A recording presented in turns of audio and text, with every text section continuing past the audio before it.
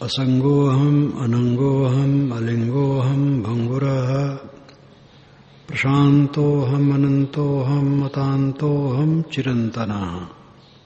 असंगो अहम, अहम असंगः, मैं असंग हूं, अकेला हूं। अनंगः अहम, अहम मैं अनंग हूं, अंग रहित हूं, अवयव रहित हूं, निर्वयव हूं। अलिंगम अहम, अहम मैं अलिंग चिन्ह रहित हूं, सूक्ष्म शरीर रहित हूं। लिंग कहते हैं सूक्ष्म शरीर को और लिंग कहते हैं चिन्ह को। अभंगुरम, मैं अभंगुर हूं। भंगुर नाम मिट जाना, इसलिए क्षण भंगुर कहते हैं। क्षण में भंगुर मिट गया। मैं अभंगुर हूं, मिटने वाला नहीं। प्रशांतम अहम, मैं प्रशांत हूं, मेरे में कोई उद्वेग अशांति नहीं है। अनंत अहम, मैं अनंत हूं, मेरी समाप्ति नहीं हुई है। अनंत देश और काल लेकर के होता है। जो देश व्यापी हो वो अनंत है, जो काल व्यापी हो वो अनंत है। देश व्यापी कोई ठोस वस्तु नहीं है। एक ठोस वस्तु देश व्यापी हो, समस्त देश में हो, तो क्रिया, स्फूर्ण, गति, संचालन, संसार नहीं होगा। जैसे इस सभागार में एक पत्थर हो जो पूरे में भरा हो, तो इसमें एक मक्खी भी नहीं घुस सकती है। एक वस्तु है और अखंड है और सब जगह है,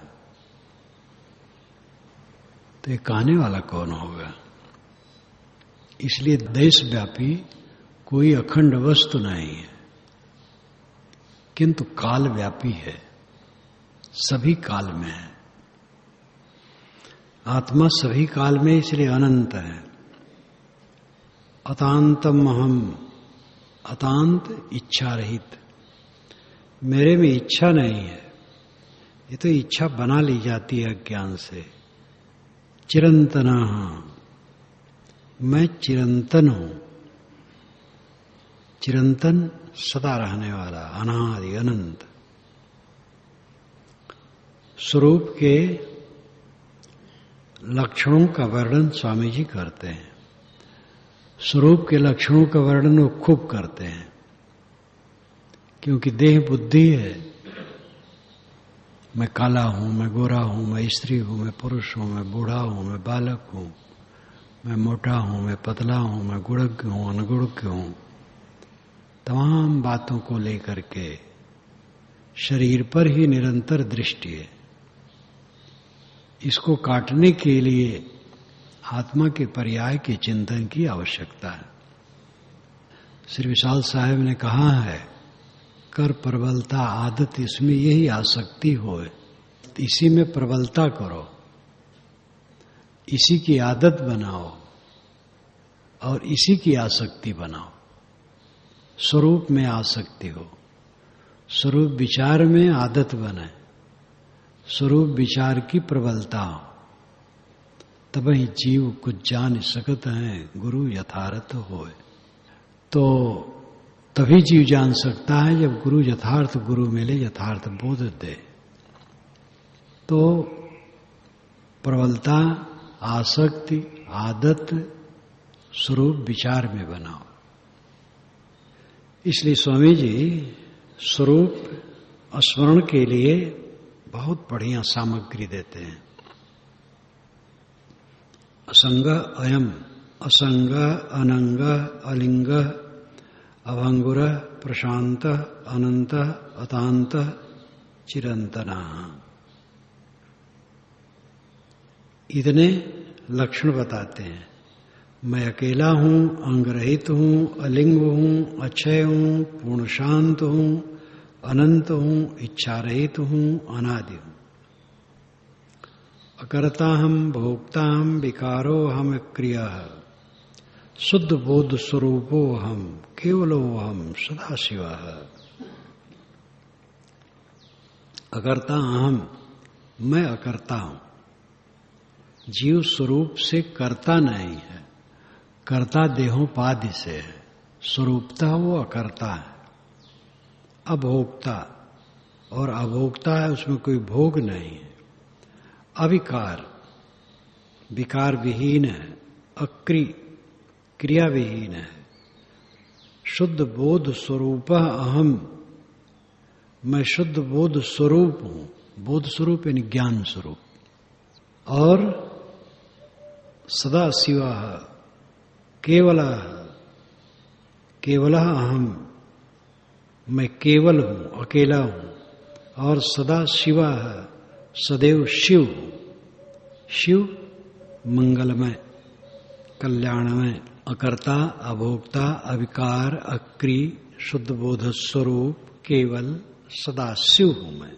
नाहमिदम, नाहमदो, अपभयोर उभावस्कम, परम शुद्धम, बाह्यभ्यंतर शून्यम, पूर्णम, ब्रह्मादित्य मेवाहम।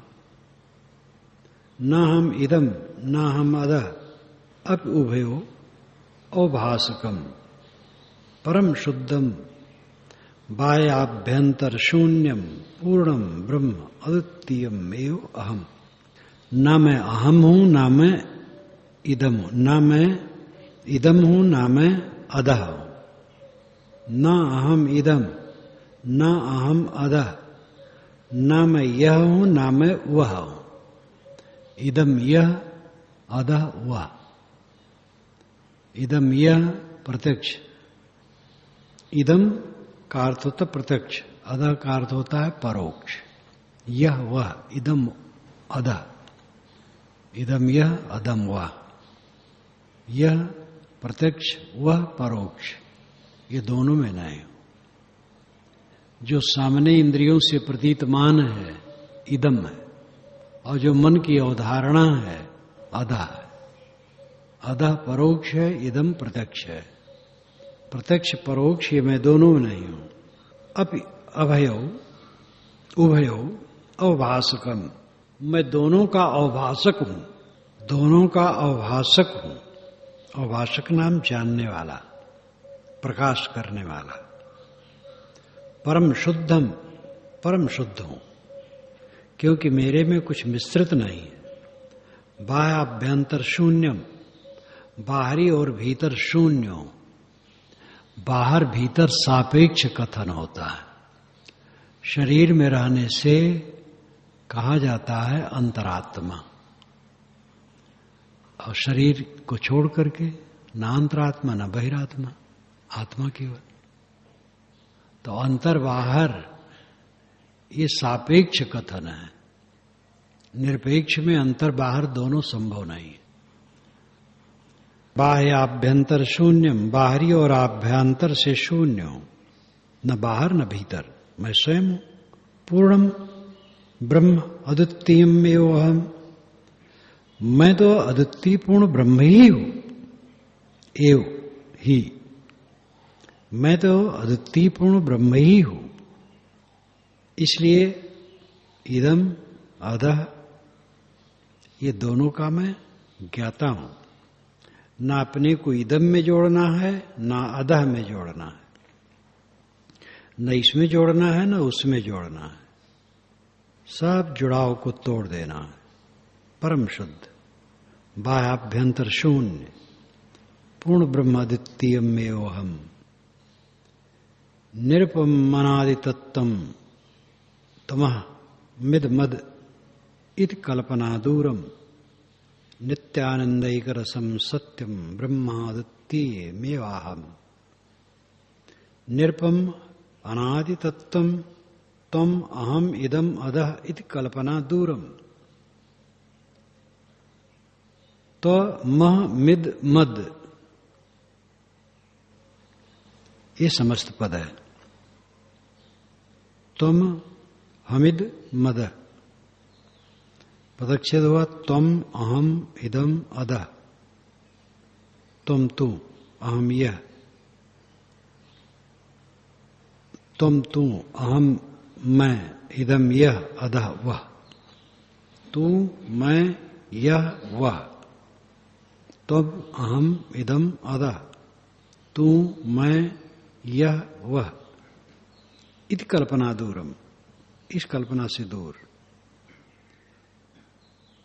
मैं तो मानते हैं स्वामी जी कि मैं हूं, लेकिन यहां पर सारी अहंता ममता दूर करने के लिए कहते हैं जो उपमा रहित है, निरुपम।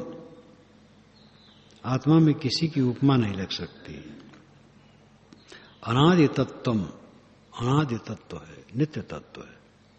तुम अहम इदम अधः इति कल्पना दूरम।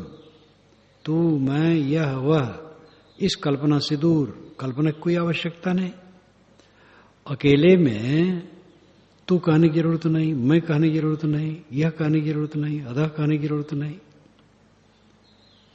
नित्य आनंद एक रसम, नित्य आनंद स्वरूप एक रस हूं, सत्यम सत्य हूं, ब्रह्म अद्वितीयम एव अहम।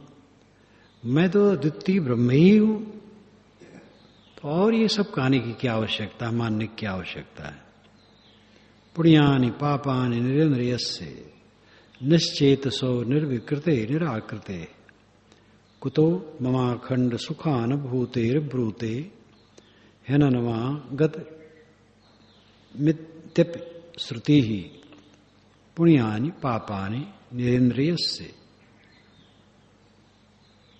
पुण्यानि पापानि, पुण्य और पाप, निरेन्द्रियस्य जो इंद्रिय रहित है, निश्चेतसः चित्त रहित है, निर्विकृते विकार रहित है, निराकृते आकार रहित है। पुण्यानि पापानि कुतः, फिर पुण्य और पाप मेरे में कैसे हो सकते हैं जब मैं इंद्रिय रहित हूं और मन रहित हूं। निश्चेतसः मतलब चित्त रहित, मन रहित, निर्विकृते विकार रहित, निराकृते आकार रहित। मम अखंड सुख अनुभूते, मेरे अखंड सुख स्वरूप में, सुख अनुभूते सुख स्वरूप में, मेरे अखंड सुख स्वरूप में। पुण्यानि पापानि कुतः, पुण्य और पाप कहां है। श्रुति अपि, श्रुति भी अनन्वागतम इति ब्रूते, ऐसा कहती है। श्रुति भी उसे अनन्वागतम कहती है। अनन्वागतम यानी असंबद्ध, असंग। बृहदारण्यक उपनिषद में ये बात आई है जो उद्धृत कर दिया गया है यहां संदर्भ। अनन्वागतम, असंग, अकेला,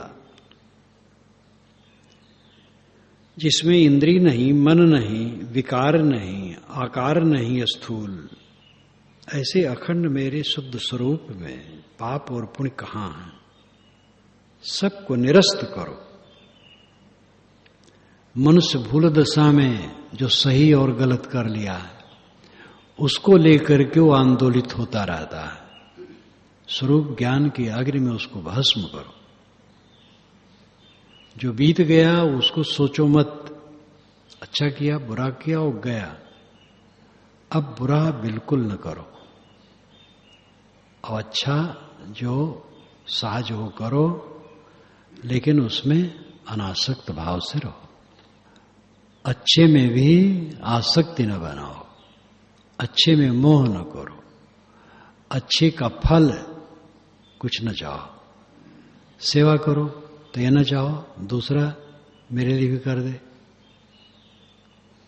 शुभ करना ठीक है, अशुभ तो करना नहीं, किंतु शुभ की भी कामना, शुभ से कुछ पाने की कामना न रखो और पीछे की बातों की चिंता ही छोड़ दो। स्वरूप भाव बलवान हुए बिना बंधन कट नहीं सकता है। जब देह भाव गलेगा, स्वरूप भाव बलवान होगा, तब सदा कृतार्थ है। कोई कल्पना करने की आवश्यकता थोड़े है। चित्त सुबस हो, चित्त अंतर्मुख हो, चित्त उद्वेग शून्य हो, चित्त विकार रहित हो, अस्पृहा रहित, तृष्णा रहित, इच्छा रहित, बस कल्याण है। और क्या कल्याण है? कहीं मन नहीं चलता है, कोई भय नहीं, कोई तृष्णा नहीं, कोई शोक मोह नहीं, बस सदैव कल्याण है।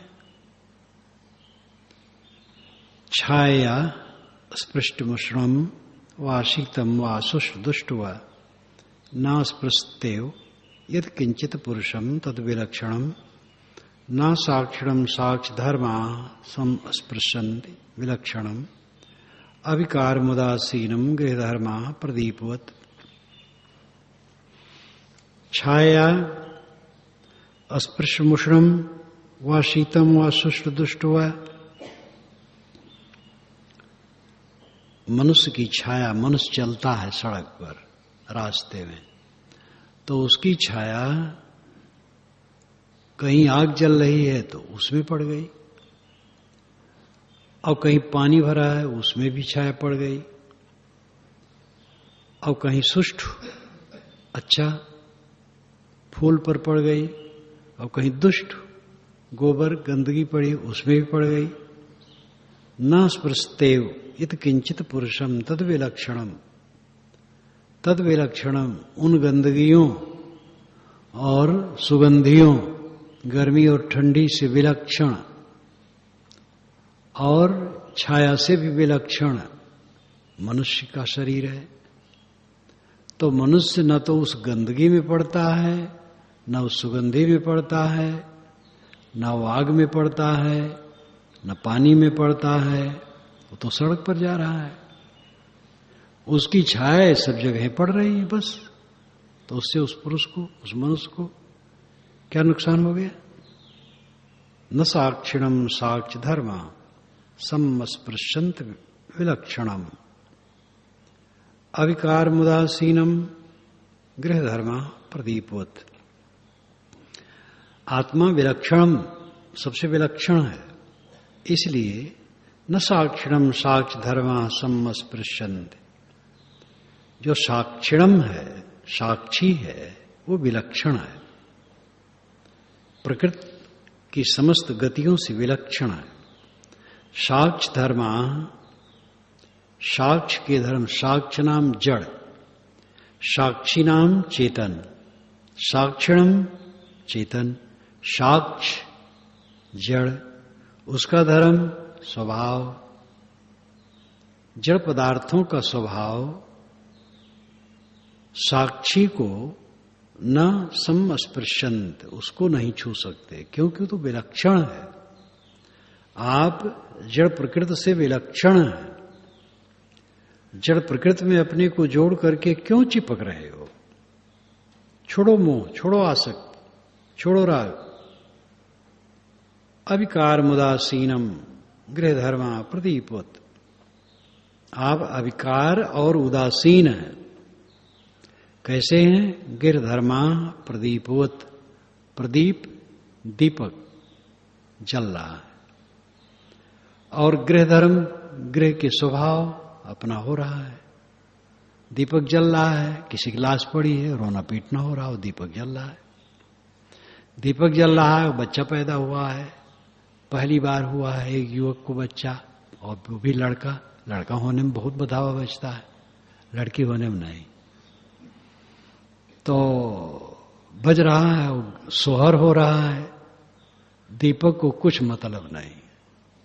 चाहे सोहर गाओ, चाहे बिरहा गाओ, चाहे रो, दीपक अपना स्वभाव से जल रहा है बस। इसी प्रकार आत्मा निर्विकार निर्मल है। जो कुछ भी हो, होने दो, स्वभाव उसका होना, क्यों विचलित होते हो? जन्म से लेकर के आज तक की स्थितियों को देखो, कहां कहां गए, जहां जहां गए, शुभ शुभ माने, प्रिय प्रिय मिले, अनुकूल प्रतिकूल मिला, सम्मान अपमान मिला, कुछ रहा? कुछ नहीं रहा। सारा दृश्य निरंतर भागता चला जा रहा है, आप में कुछ छू नहीं जा सकता है। बस मानो मत, ग्रहण मत करो। ग्रहण करना छोड़ो, उसमें अपने को जोड़ना छोड़ो। यही साधना है, निरंतर की यही साधना है। सारे दृश्यों से उदासीन, सारे दृश्य आते हैं और जाते हैं। इस संसार की चमक दमक बनती बिगड़ती ऐसे प्रवाह रूप में चलती रहेगी। सुबह पक्षी चहचहाते हैं, कौन इनको निमंत्रित करता है? इन पक्षियों को आप लाना चाहते और बैठाना चाहते, खाना देते, कहते रुको, ये संभव नहीं था। न खाना देना है, न कपड़ा देना है, न निवास देना है, अपने आप बैठ के चहचहाते। इस संसार का वैभव ऐश्वर्य अपने आप में सर्वत्र व्याप्त है। मधुर हवा आ रही है, सूरज निकल करके अपना किरण विकीर्ण कर रहा है, प्रकाश और ऊष्मा मिल रही है। पृथ्वी माता तो सर्वत्र फैली ही है। ये अनंत वैभव आपके स्वागत में खड़ा है। इसका उपयोग शरीर निर्वाह में हो रहा है, बस इतना ही समझ करके तटस्थ रहो। कहीं भी इसमें लोभाओ मत। ये सब भी स्वप्नवत आके चले जाएंगे। और ये सब दरमियान में होता क्या है? अपने को मधुर हवा है, सूरज का प्रकाश फैला है, वृक्ष वनस्पत, चिड़ियों की चहचहाट, भवन प्रेमी अनुकूल। इस बीच में मिलता क्या है? दुख से और कुछ मिलता है? उसी दुख को घटाने के लिए ये सब थोड़ा सहायक है।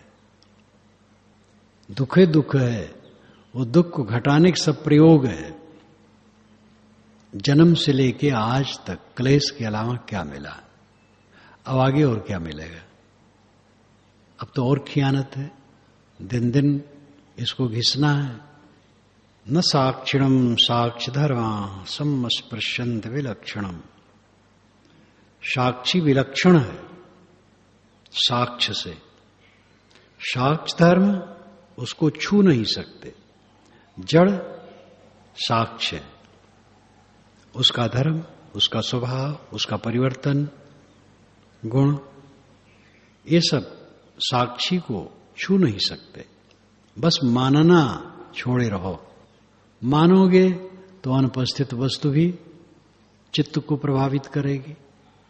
जो वस्तु नहीं है वो चित्त को प्रभावित करके बांध देगी। और वस्तु उपस्थित है किंतु उसमें चित्त नहीं है, वो बांध नहीं सकता है। कुल अपने में है, अपने में अमृत है, अपने में विष है। कर्तापि वा कारितापि नाहम, भोक्तापि वा भोजितापि नाहम, द्रष्टापि वा दर्शयितापि नाहम, सोहम स्वयं ज्योति रनीन्द्रिगात्मा।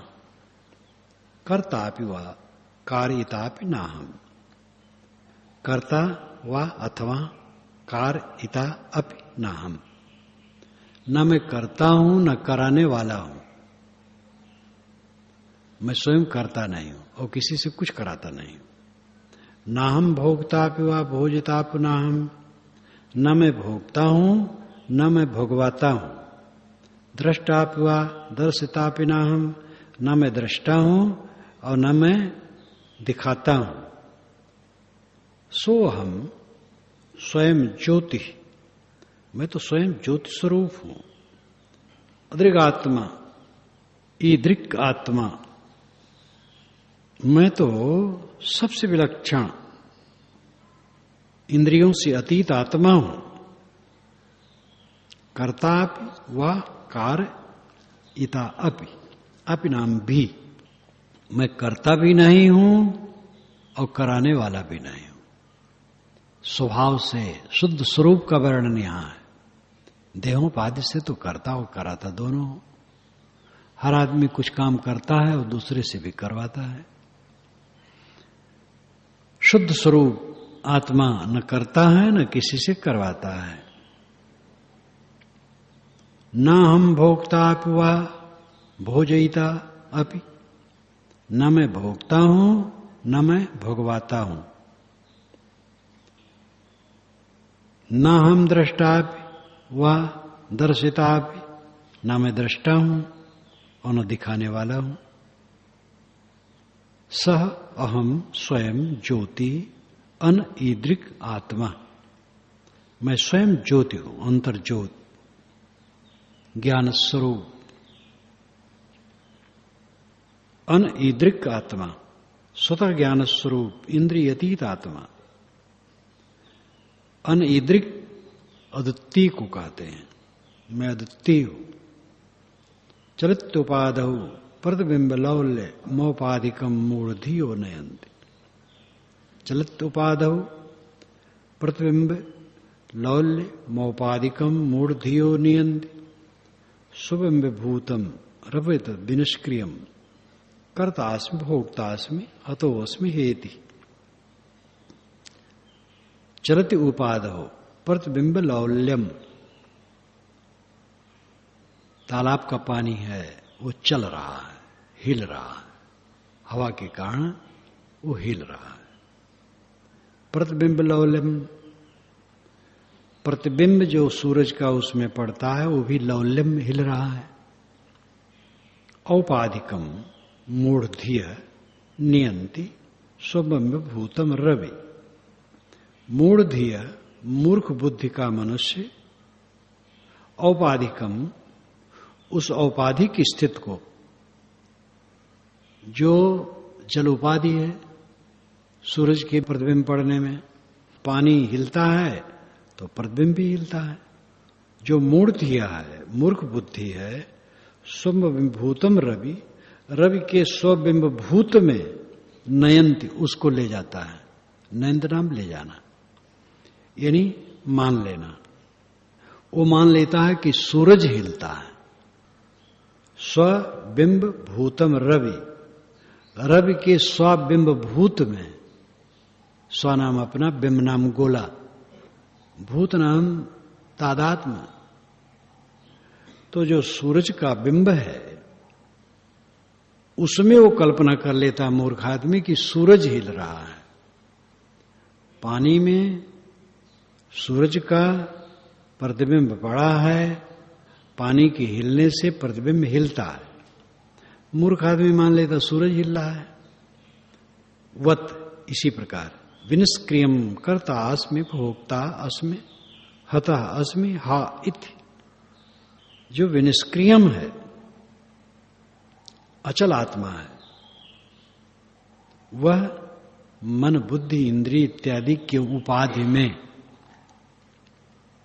पढ़ करके कर्ता अस्मि, मैं करता हूं, भोक्ता अस्मि, भोक्ता हूं, हता अस्मि, मारा गया, हाय हाय मैं मारा गया, मैं करता हूं, मैं भोगता हूं, हाय मैं मारा गया, मेरा छिन गया। आदमी रोता है, पति मर गया, पत्नी रो रही है, पत्नी मर गई, पति रो रहा है। एक बड़े आदमी, नेता भी और योग्य बर्बर साहसी दहाड़ने वाले प्रवचन में बैठे थे, मिले मंच पर आके। जब उतरा साथ साथ चले, कुशल पूछा, फिर कहा साथी का, जोर से रो पड़े। संभाल नहीं पाए कि आंसू आवे, बस जोर से रो पड़े। तो उनके साथी ने कहा कि वो मर गई। फिर वातावरण गंभीर हो गया, क्या बात करता। एक वर्ष के बाद सुना उन्होंने आत्महत्या कर ली, फांसी लगा लिया, वियोग सह नहीं पाए। अभी भी है कि आदमी चिपक जाता है ना, तो उस सुविधा, उनकी पत्नी सुंदरी और स्वस्थ, वैसे 60 से ऊपर हो रहे, उनकी पत्नी भी 60 के लगभग होगी, लेकिन स्वस्थ सुंदरी थी, कुशल थी, समझदार थी, प्रवीण सेवा में। वो वियोग सह नहीं पाए। ही प्रीतम नगर में था, एक सज्जन मिलने आए, सरदार जी बात करने लगे, महाराज मेरी बहू बड़ी चंचल थी, मैं बाथरूम में जाऊं पहले गर्म पानी रखा है, स्नान करके आऊं टेबल पर कंघा और शीशा और तेल रखा है, और जैसे मैं बाल संवार लूं, गरम गरम जलपान बस का के रो पड़ी जोर से। मैंने समझाया। 1 बरस के बाद सुना मर गए। मरना तो सबको है, लेकिन इस प्रकार भावुक होकर के आदमी निरंतर पीड़ित, हता मैं मारा गया। तुम क्यों मारे गए? क्या तुम्हारा बिगड़ गया? ये भीड़ है, मिलती है, बिछुड़ती है, बनती है, बिगड़ती है। प्रिय के वियोग के दिन को देखने के लिए पहले से कमर कस के तैयार रहो। प्रिय का वियोग झट से होता है।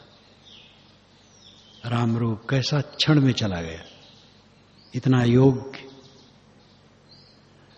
लड़का, समझदार, तेजस्वी, 3.5 घंटे में चला गया। तो ये संसार ऐसा है, सब कुछ यहां भंगुर है। वस्तुतः अपने मन को विषयों में, वस्तुओं में रमाने से ये पीड़ा है। स्वामी जी कहते हैं, क्यों रो रहे हो? कर्तास्म भोक्तास्म हतो अस्मि हेति। हाय हेति, हाय मैं करता हूं, भोगता हूं और मैं मारा गया। हाय मैं मारा गया। इस ढंग से मान करके ये भटक रहा है। सूरज हिलता नहीं है, प्रतिबिंब हिलता है। इसी प्रकार आत्मा में कोई क्षय नहीं है, कुछ नुकसान नहीं है, आपके स्वरूप में कोई क्षति होने वाली नहीं है। क्यों रो रहे हो? क्यों दुखी हो रहे हो? आपका क्या नुकसान हो गया? कोई नुकसान आपका होने वाला नहीं। और ये पदार्थ बनते हैं और लौट करके अपने कारण में जाते हैं। इनका निरंतर का स्वभाव है। 2 पदार्थ अकृत है, पुरुष और प्रकृति। ये दोनों अकृत हैं। कृत नाम किया हुआ, अकृत नाम न किया हुआ, अनादि। प्रकृति अकृत है, वो निर्मित नहीं है, और पुरुष अकृत है, वो निर्मित नहीं है। लेकिन प्रकृति विकारी है, परमाणुओं का समूह है। विकार होने से उसमें निर्माण और क्षय है। निर्माण होता है, क्षय होता है। प्रकृति से वस्तुएं बनती हैं और बन करके फिर उसी में लौट जाती हैं। ये अनादि प्रवाह है। और पुरुष निर्विकार है, इसलिए इसमें कुछ बनता नहीं है और किसी में लौटता नहीं है। ये दोनों का अंतर है। हैं दोनों अकृत, लेकिन अकृत में भेद है। प्रकृति अकृत है, वो बनाई हुई नहीं है, किसी ने बनाया नहीं है, न स्वयं ही बनी है, किंतु है ही, सदा से है। मूले मूला भावाद मूलम मूलम, ये सांख्य दर्शन का प्रसिद्ध सूत्र है। मूले मूला भावाद मूलम मूलम। मूल में मूल न होने से अमूल होता है मूल। पेड़ की जड़ होती, जड़ की जड़ नहीं होती। जड़ और चेतन, प्रकृति और पुरुष दोनों मूल हैं। इनका मूल और कोई नहीं। तो प्रकृति भी अकृत है और पुरुष भी अकृत है। लेकिन प्रकृति अकृत होते हुए भी विकृत स्वरूप है, विकारी है। और उसी की विकृति ये सारी दृश्यावली है जो हम देखते हैं। समस्त कार्य पदार्थ उसी की विकृति है। स्वभाव ही है बनना बिगड़ना, उसमें रोना धोना क्या। आपका स्वरूप अकृत है और विकृत विहीन है, निर्विकार निर्मल है। आप में क्षय नहीं है और कुछ उसमें जुड़ाव नहीं, कुछ जुड़ेगा नहीं, कुछ कटेगा नहीं। यह समझ करके सदैव निर्द्वंद रहो। जो कुछ मिलता बिछुड़ता है, ऐसे मिलता बिछुड़ता रहेगा और सब जहां का तहां खो जाएगा। ये वचन बहुत बढ़िया है। विनिष्क्रियम कर्तास्म भोक्तास्म हतो अस्मि हेति। जो विनिष्क्रिय है वो मन बुद्धि इत्यादि की उपाधियों में अपने को कर्ता मान लेता है, भोक्ता मान लेता है। और हाय मैं मारा गया, मेरी क्षति हो गई, मेरा अपमान हो गया, मेरी तनुजली हुई, सबके बीच में मुझे एक कह दिया गया। अरे तुम्हें कोई कुछ नहीं कह सकता है, तुम शुद्ध चेतन हो। जलेवाप स्थलेवाप लुठुत्तेश जड़ात्मका नाहम विलिप्पे तद्धर्मैर घट धर्मैर नभो यथा। जले वापि स्थले वापि लुठत एषः जड़ात्मका। जड़ात्मका ये जड़ से बना हुआ शरीर, जड़ तत्वपूर्ण, ऐसा यह ऐसा जड़ात्मका यह जड़ शरीर जलेवाप स्थलेवाप लुठते, चाहे ये जल पर लौटा रहे और चाहे थल पर लौटा रहे, कोई फर्क नहीं पड़ता है। जलेवाप स्थलेवाप लुठत एस, लुठत नाम लौटना, कहीं ये पड़ गया पानी में, कहीं माटी में, कीचड़ में, आग में, कहीं भी गिर जाए, गिर जाए, अंतिम इसका गिरना तो है ही है। अपने में क्या विकार आ सकता है? ना हम विलिप्पे, विलिप मेरे में कोई लिपायमान नहीं हो सकता है। तद्धर्मई घट धर्मई नभ यथा। तद्धर्मई उसका धर्म, मिट्टी का, पानी का, जहां कहीं भी ये शरीर गिर गया, उसका धर्म आत्मा में लिपायमान नहीं होगा। कैसे? घट धर्मई नभ यथा। जैसे नभ को घट धर्म प्रभावित नहीं करता, घड़ा का आकाश घड़े के विकारों से निर्लिप्त है, वैसे आत्मा सभी विकारों से निर्लिप्त है। इसकी चिंता न करो मरते समय क्या होगा, कहां होगा, कहां एक गिरेगा, जहां गिरेगा गिरेगा। जब कष्ट होगा, जितना सहन होगा वो अपने आप सहन हो जाएगा, और सहन के बाहर होगा तो बदहोशी हो जाएगी। ये प्रकृति का बहुत बढ़िया विधान है। बिजली का कनेक्शन कहीं कुछ गड़बड़ाता है तो फ्यूज उड़ जाता है, तो ऐसा बनाया जाता है, इसलिए आग नहीं लगती, और उड़ न जाए तो आग लग जाए। इसी प्रकार अगर घोर कष्ट हो, असहन कष्ट, और बदहोशी नहीं आए तो आदमी बहुत पीड़ित होगा। जो सहने योग्य कष्ट है वो सहता है, और असह कष्ट जब आ जाता है तो बदहोश हो जाता है। प्रकृति का विधान बहुत सुंदर है, घबराओ मत। जो सहन योग होगा सह जाएगा, और बहुत होगा तो अपने आप बदहोश हो जाएगा। बदहोश समाधि है, अब आएगा जाएगा, उसमें धारा क्या है? पहले से सोच सोच करके हरदम पीड़ित, हरदम पीड़ित। शंकर भगत से एक बार मैंने कहा कि कोई चिंता उन्ता करते हो? कैसा? हाँ, कभी कभी ये होता है कि डाका न पड़ जाए, अब हमें पीटे लागे और घर में कुछ नहीं रहा था, 1000 खाड़ रुपए से ज्यादा नहीं रहा था। तो हम कहे कभी पड़ा? कहे पड़ा तो नहीं। हम कहे हो सकता जीवन भर न पड़े। जब पड़ेगा तो मिनटों में सब काम हो जाएगा, उसी समय सह लेना, रोज रोज न सहो। खूब समझाया। बुद्धि उनकी बहुत सशक्त थी और ग्रहण बड़ी सशक्त थी। तब से मैं कई बार पूछा, कहे साहब तो चिंता दूर हो गई, बिल्कुल निश्चिंत हो, और शरीर छोड़ दिए, कुछ नहीं हुआ। घर का निर्माण हुआ, घर अब उठ भी गया और डाका उनके घर में नहीं पड़ा, और बरसों से वो डाका डलवा रहे थे अपने मन में, और कहने पर मान गए, समझ गए और निश्चिंत हो गए। ये अब समझदारी भी ऐसी पकड़ होनी चाहिए। जब वे स्वरूप रानी हॉस्पिटल में पड़े थे तो बिहार में कार्यक्रम में था, वहां से आया उन्हीं के लिए, 1 सप्ताह के लिए। तो 1 दिन के बाद जाता था उनसे मिलने, तो बातचीत किया। हमके कोई चिंता? कैसा? और चिंता नहीं है, वही जो स्कूल है चला रहा हूं, उसी की चिंता होती हो। क्या होगा? हमके क्या होगा, सब ठीक होगा, बिल्कुल निकाल दो चिंता, ये संसार चलता रहेगा। खूब समझाया। जब तीसरे दिन गया, चिंता? कैसा? कुछ नहीं। ये पकड़ की शक्ति उनकी थी। मनुष्य को समझना बहुत वो मनुष्य को समझते थे। जिसको जो कह देते थे वही अंत में होता था उसका। कहने साहब ये ऐसे है, वो इसे ठहरे। तो ये शक्ति और ग्रहण शक्ति, जिस बात को एक बार बता दो पकड़ लेते थे। साधक को अपने मन को ऐसे चाहिए, ऐसा दृढ़ रखे कि निश्चयता में ढील ढाल न हो। शरीर जहां भी गिर जाएगा, उस पर क्या होगा?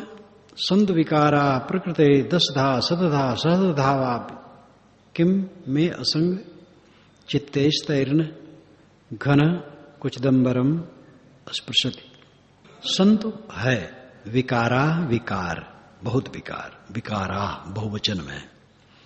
प्रकृतेर, प्रकृति में, दशधा 10 प्रकार के, शतधा 100 प्रकार के, सहस्रधा 1000 प्रकार के।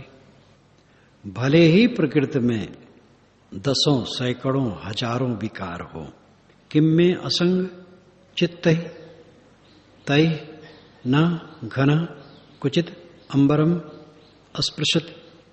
मुझे असंग चेतन में ये सब कहां है? कुचित क्या कभी अंबरम अस्पृशति घन? बादल कहीं आकाश को छू सकते हैं? आकाश को लिपायमान कर सकते हैं? घन बादल, बादल आते जाते रहते हैं। आकाश निर्मल है। इसी प्रकार प्रकृति में दसों, सैकड़ों, हजारों विकार हों, आप में विकार नहीं है। जड़ प्रकृति में विकार है। और यहां स्वामी जी एकदम जड़ चेतन अलग अलग पारक सिद्धांत के अनुसार कहते हैं। कहना पड़ता है, घूम करके सत्य कहने पड़ता है। स्वराज साम्राज विभूत रेशा बहुत कृपा श्री महिम प्रसादात प्राप्ता मया श्री उर्वे महात्मने नमो नमस्ते अस्तु पुनर्नमो अस्तु।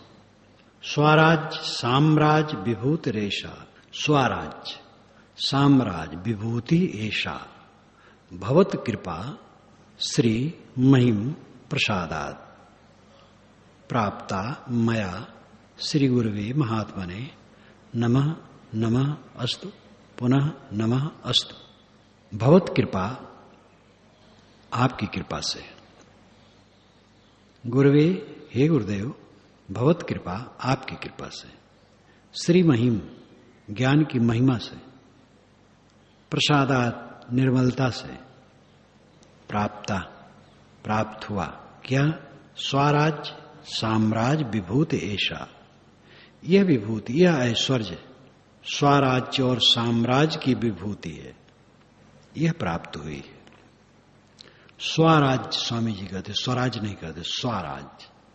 स्वराज्य का मतलब स्वराज्य, स्वर्ग का राज। और साम्राज्य का मतलब है पूरा राज। तो स्वर्ग का राज और पूरा राज, जो आध्यात्म विचारकों का स्वर्ग है वो आत्मलीनता ही है। वो पौराणिकों का स्वर्ग नहीं है जो कूड़ा कचड़ा है, जहां पर विषय वासना का ही नग्न तांडव की कल्पना है वो पूरा झूठ। लेकिन जो यहां अपूर्ण इच्छाएं हैं उनकी भड़ास काल्पनिक स्वर्ग में खोली गई है। पौराणिकों का स्वर्ग, अध्यात्मवादियों का स्वर्ग अलग अलग है। अध्यात्मवादियों का स्वर्ग स्वरूप स्थित है। स्वगा स्वर्ग, सरल अर्थ है। स्वगा स्वर्ग, स्व अपने में, गा गमन, ठहर जाना, स्वर्ग है। स्वरूप स्थित स्वर्ग है। हे गुरुदेव, आपकी कृपा से, ज्ञान से और स्वच्छता से, ये सब विशेषण गुरु का ही माना जा सकता है। भगवत कृपा, आपकी कृपा, श्री महिमा, आपकी महिमा, प्रसादात, आपकी कृपा, इस प्रकार भी अर्थ किया जा सकता है। श्री गुरु के लिए ही श्री कहा जा सकता है। और महिम, महत्ता, प्रसादात, कृपा से। प्रसाद के 2 अर्थ होते हैं, कृपा और स्वच्छता।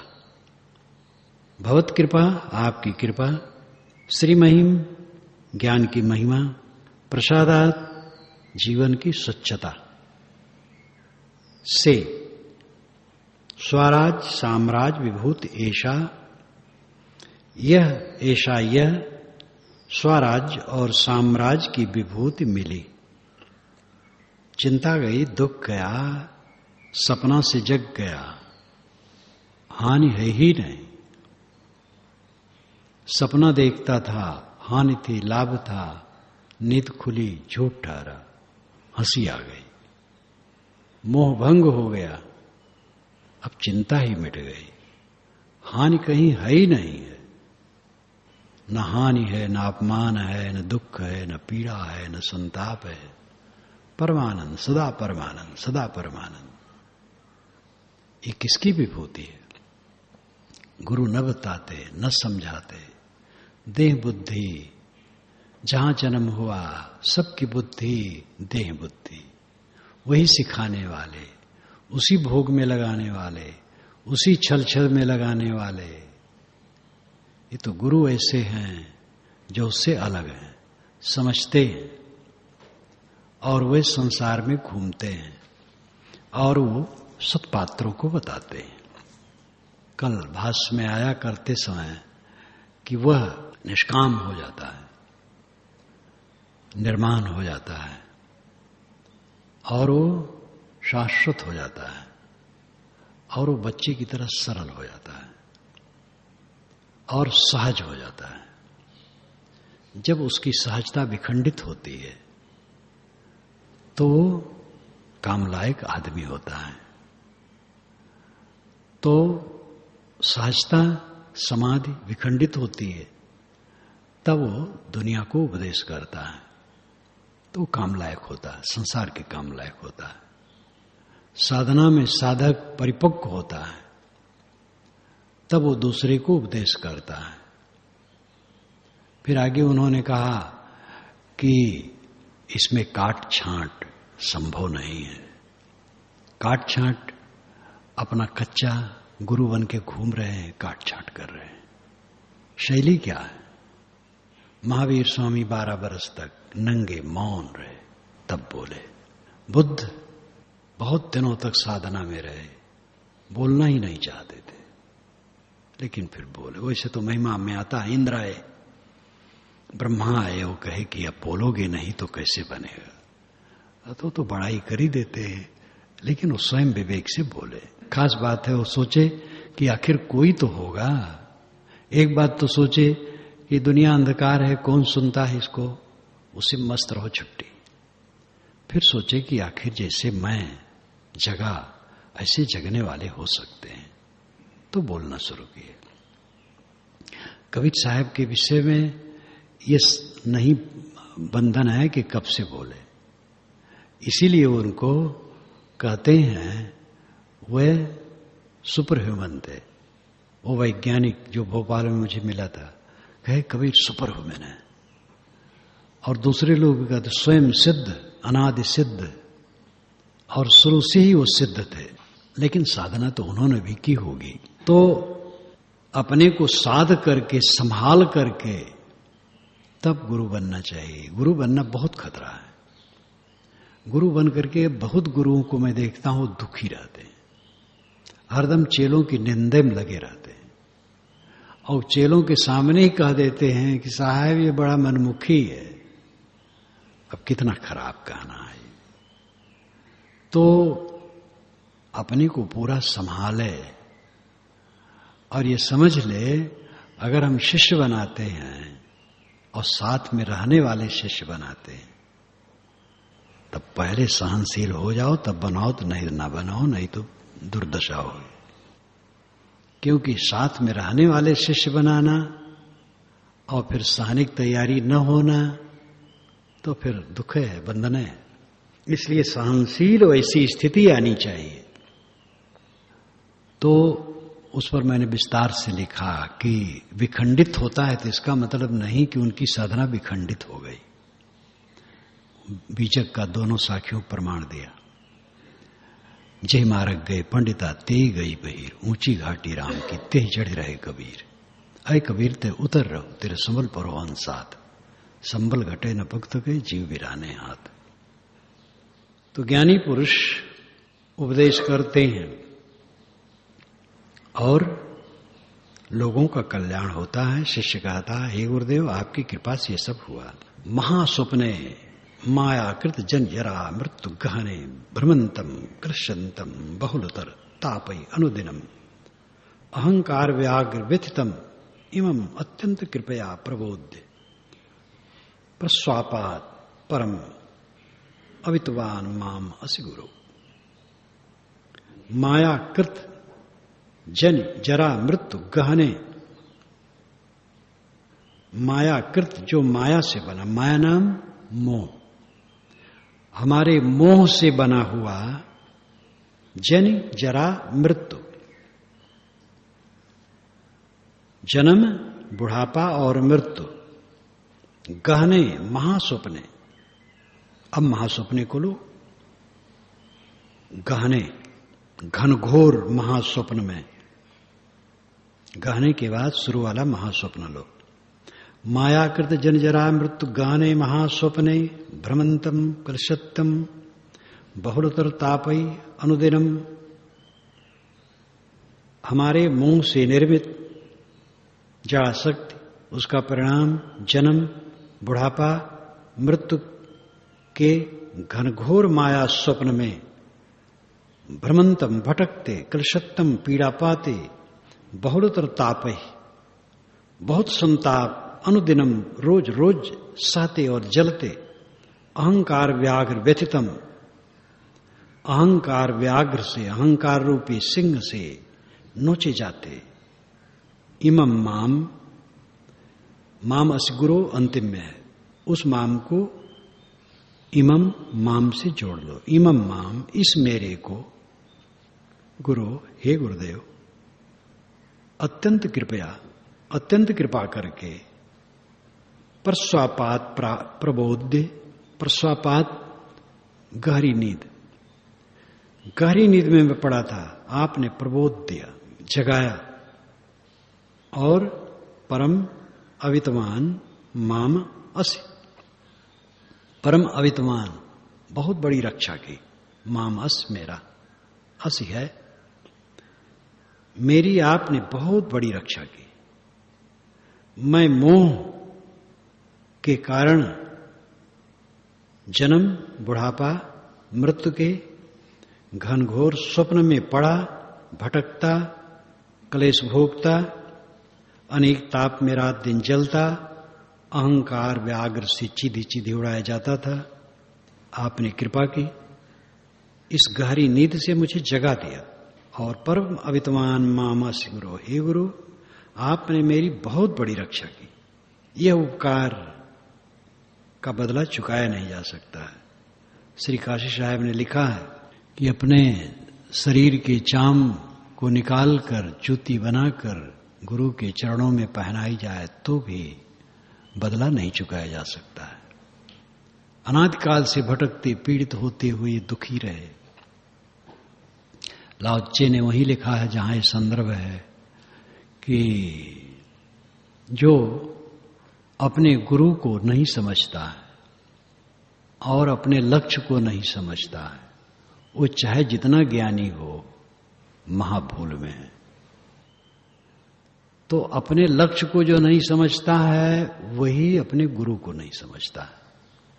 जो कीमत पद की लखे करे निरादर भूल, मनोरज होए न नाथ से अधिक अधिक दे सूल। कोई कल्याण की कीमत समझेगा तो गुरु से विमुख नहीं हो सकता है, और आधार ही नहीं है, एक ही आधार है। भटकने खाने की तो कोई भी भटके खाए, लेकिन कल्याण ऐसे सहज नहीं है, जान लेने से कहीं होता है। सलधार नदिया बहे पांव कहां ठहरा है, बह के पता नहीं कहां चले जाओगे। जो वस्तु का मूल्य समझता है, उद्देश्य को समझता है, वह गुरु की अवहेलना नहीं कर सकता है। तो लाओ त्से ने लिखा है, जो गुरु की अवहेलना करता है और अपने उद्देश्य को नहीं समझता है, वो चाहे जितना बड़ा ज्ञानी हो बहुत बड़ी भूल में है, फिर उसका उद्धार असंभव है। तो इसलिए जो ये भयंकर स्वप्न में पड़े दुख भोग रहे हैं हम लोग, इस सुसुप्त से, नींद से, गहरी नींद से जिसने जगाया वह सद्गुरु महान उपकारी है। इसलिए शिष्य कहता है, मैं मोह से उत्पन्न जन्म जरा मृत्यु के घनघोर महास्वप्न में भटकता, पीड़ित होता नाना तापों से, दिन बदिन जलता और अहंकार व्याघ्र से दुखी था। हे गुरु, आपने अत्यंत कृपा कर मुझे इस महानींद से जगाकर बहुत बड़ी रक्षा की है।